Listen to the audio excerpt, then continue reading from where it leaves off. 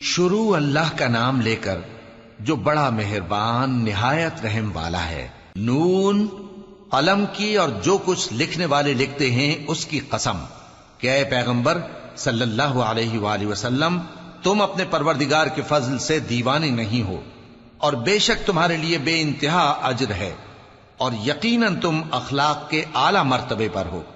سو ان قریب تم بھی دیکھ لو گے اور یہ کافر بھی دیکھ لیں گے کہ تم میں سے کون دیوانہ ہے۔ تحقیق تمہارا پروردگار اس کو بھی خوب جانتا ہے جو اس کے رستے سے بھٹک گیا، اور ان کو بھی خوب جانتا ہے جو سیدھے رستے پر چل رہے ہیں۔ تو تم جھٹلانے والوں کا کہا نہ ماننا۔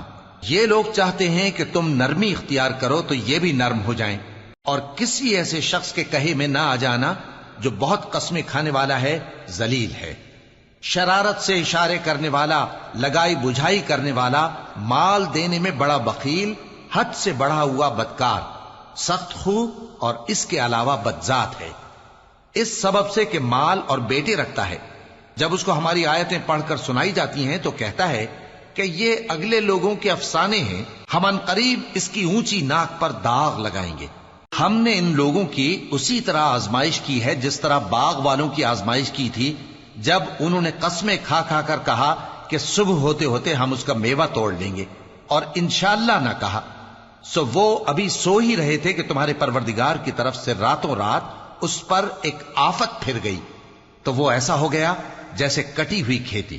پھر جب صبح ہوئی تو وہ لوگ ایک دوسرے کو پکارنے لگے کہ اگر تم کو کاٹنا ہے تو اپنی کھیتی پر سویرے ہی جا پہنچو۔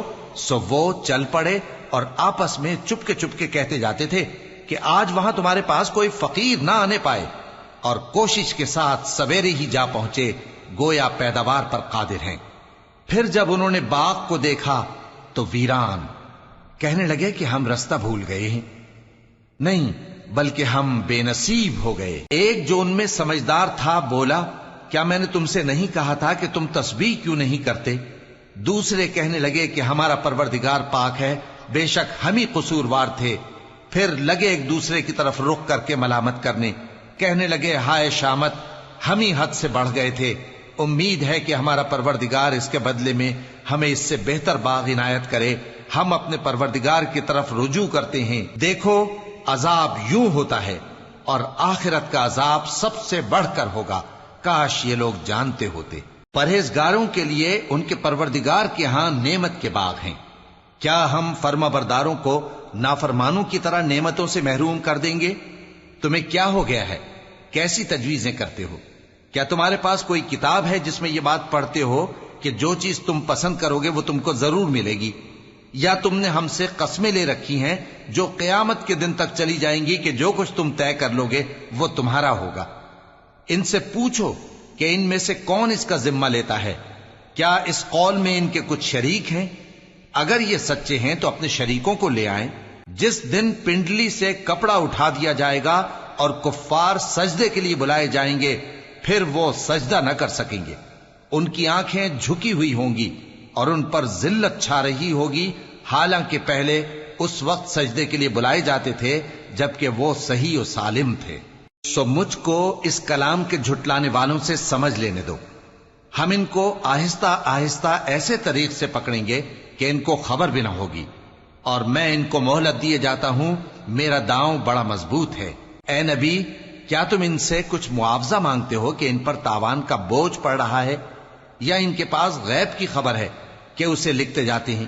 سو اپنے پروردگار کے فیصلے کا انتظار کیے رہو، اور مچھلی کا لقمہ ہونے والے یونس کی طرح نہ ہونا کہ انہوں نے اپنے رب کو پکارا جبکہ وہ دل ہی دل میں گھٹ رہے تھے۔ اگر ان کے پروردگار کی مہربانی ان کو نہ سنبھال لیتی تو وہ چٹیل میدان میں ڈال دیے جاتے مذموم حالت میں۔ پھر ان کے پروردگار نے ان کو برگزیدہ کر کے نیکوکاروں میں شامل کر لیا۔ اور کافر جب یہ نصیحت کی کتاب سنتے ہیں تو یوں لگتے ہیں کہ تم کو اپنی نگاہوں سے پھسلا دیں گے، اور کہتے ہیں کہ یہ تو دیوانہ ہے۔ اور لوگوں، یہ قرآن تمام جہانوں کے لیے نصیحت ہے۔